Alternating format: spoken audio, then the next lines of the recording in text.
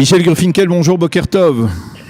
Boker Tov. Merci d'être avec nous ce matin et vous faisons enfiler ce matin, on va dire, le costume d'un expert en matière de relations israélo-brésiliennes. On a l'habitude de vous entendre en particulier dans les relations entre Israël et les États-Unis, mais vous y connaissez également dans ce domaine en matière de relations israélo-brésiliennes, des relations qui se sont considérablement améliorées depuis le début, depuis l'arrivée au pouvoir en janvier de Jair Bolsonaro et qui se concrétise aujourd'hui par la visite officielle de Bolsonaro en Israël, qui sera accueillie dans quelques instants par Benyamin Netanyahou. Comment peut-on définir aujourd'hui ces relations qui n'ont pas été toujours très bonnes sur le plan historique, on peut dire. C'est le moins qu'on puisse dire d'ailleurs. Les relations entre le Brésil et Israël. Écoutez, les relations entre le Brésil et Israël ont été, elles ont constamment fluctué.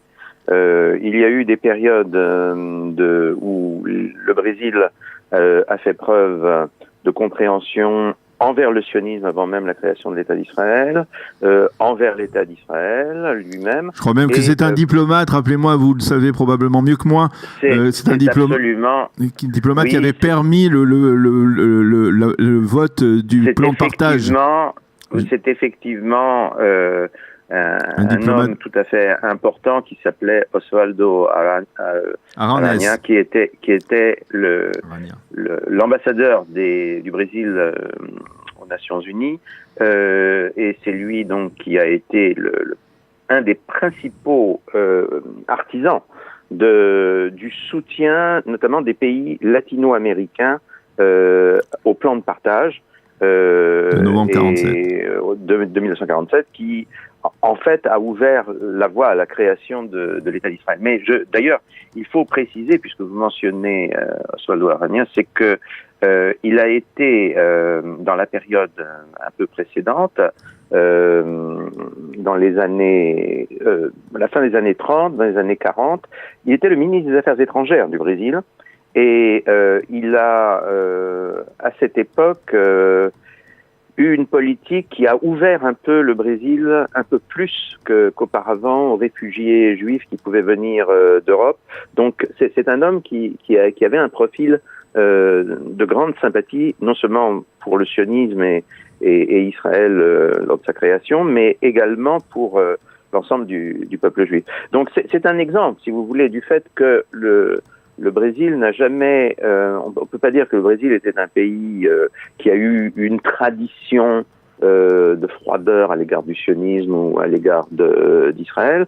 Il y avait un pays qui a connu des changements politiques fréquents, des alternances fréquentes d'idéologie politique dans son gouvernement, des alternances dans le système de gouvernement. Ce qui est vrai, c'est que dans la période qui a précédé l'élection de Bolsonaro, le Brésil était dirigé par la gauche, pour ne pas dire l'extrême gauche brésilienne, et cette extrême gauche brésilienne, comme la plupart des gauches et des extrêmes gauches dans le monde aujourd'hui, était très hostile, très froide à l'égard d'Israël et au contraire très proche des Palestiniens, du monde musulman et de l'Iran. Et surtout de l'Iran, il y avait une alliance stratégique et économique entre le Brésil de gauche du président Lula et de Dilma Rousseff qui lui a succédé. Et pendant cette période, c'est la période qui va à peu près, je dis ça de mémoire, je pense que Lula a été élu en 2002, il a dû être président à partir du début de 2003. Il a été président pendant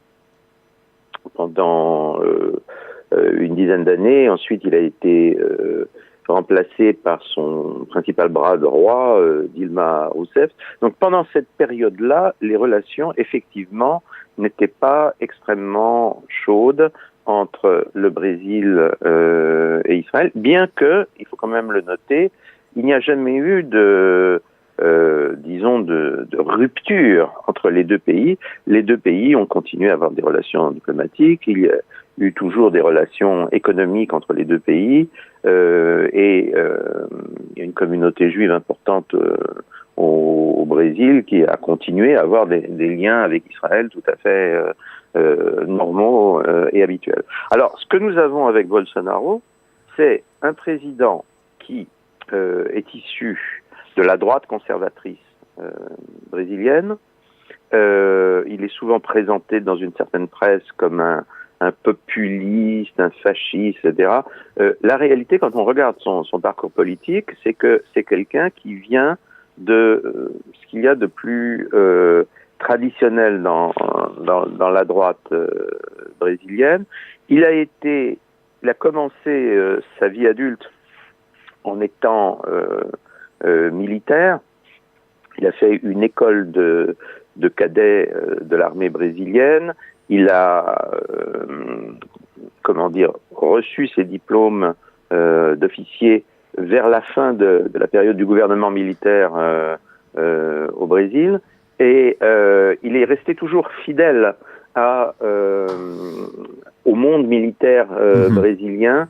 Et notamment, il a toujours affirmé, mais il n'est pas le seul au Brésil à affirmer cela, que ce que l'on appelle le régime militaire ou la dictature militaire au Brésil n'était pas une période négative pour l'histoire brésilienne, et que, par certains côtés, cette période militaire était nécessaire, puisqu'il y avait au début des années 60... Oui, c'était en 64, Eliana lui mentionnait, c'était ce jour même, le 31 mars 64, qu'il y a eu le coup d'État. Oui, il y a eu une petite discussion au Brésil. Mais on ne va pas revenir jusque-là, Michel, mais on va essayer de se rapprocher de notre époque. Mais je reviens sur Bolsonaro. Donc Bolsonaro est quelqu'un qui est issu de la droite traditionnelle conservatrice brésilienne, et qui... en tant que tel, puisque la plupart aujourd'hui des droites conservatrices dans le monde, à quelques exceptions près, mais beaucoup de mouvements de droite ou conservateurs tendent aujourd'hui à être pro-israéliens. Il y a eu un renversement par rapport à ce qui se passait il y a quelques décennies. On peut dire que Bolsonaro s'inscrit dans cette vague, on va dire, d'élections qui ont porté au pouvoir des leaders, on va dire, de la droite, d'une droite nationaliste, d'une droite conservatrice, dans l'esprit de Donald Trump, de Netanyahou, d'autres régimes. Absolument. Alors, donc, aujourd'hui, comment peut-on développer ces relations? Quels peuvent être les objectifs du point de vue israélien? On va dire pas obligatoirement commercial, parce qu'effectivement sur le plan commercial il est probable qu'il y aura des développements, mais sur le plan, on va dire, plus diplomatique, est-ce que on peut envisager que le Brésil désormais s'aligne de manière plus systématique aux côtés de l'État d'Israël, on voit que le Brésil a tout de même Bolsonaro a quelques difficultés à transférer l'ambassade de son pays de Tel Aviv à Jérusalem. À quoi on doit s'attendre au cours des prochaines années, des prochains mois, dans ces relations entre Israël et le Brésil? Alors, on a beaucoup glosé sur le fait que l'ambassade du Brésil n'a pas été transférée à Jérusalem le jour même où Bolsonaro est devenu président. Trump lui-même a attendu un certain temps avant de rendre effectif le transfert. Donc je crois qu'on peut s'attendre à une attitude similaire de la part de Bolsonaro. Bolsonaro et ses partisans et son cabinet ont critiqué à plusieurs reprises la bureaucratie du ministère brésilien des Affaires étrangères. Vous savez, il y a un phénomène dans le monde entier, les bureaucraties des affaires étrangères tendent à s'aligner sur une espèce de doxa internationale, et par exemple par rapport à Israël tendent à être plus critiques souvent que les gouvernements dont ils sont censés dépendre. C'est le cas par exemple aux États-Unis, où le département d'État a toujours été traditionnellement beaucoup moins pro-israélien que certains présidents, ou encore aujourd'hui, le département d'État américain est beaucoup moins pro-israélien que le président Trump.